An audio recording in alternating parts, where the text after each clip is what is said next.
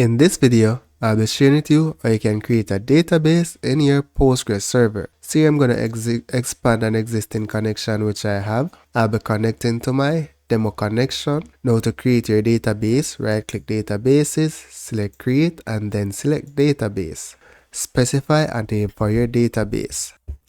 You can choose a owner for your database. I'll be using the default owner, which is Postgres. And when you're creating databases, your user must have the permission to create databases or just use the super user. Now let's go under the definitions tab. This is where you can choose your encoding. Different applications require different encoding, so that's fine. And if you have multiple table spaces or you create a specific table space for your database, from the drop down, you can choose that table space. Now the table space just basically tells you where you want your data to be stored.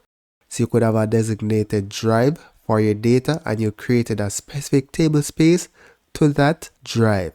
And if we head over to the SQL tab, you'll see the script that will be created in the background.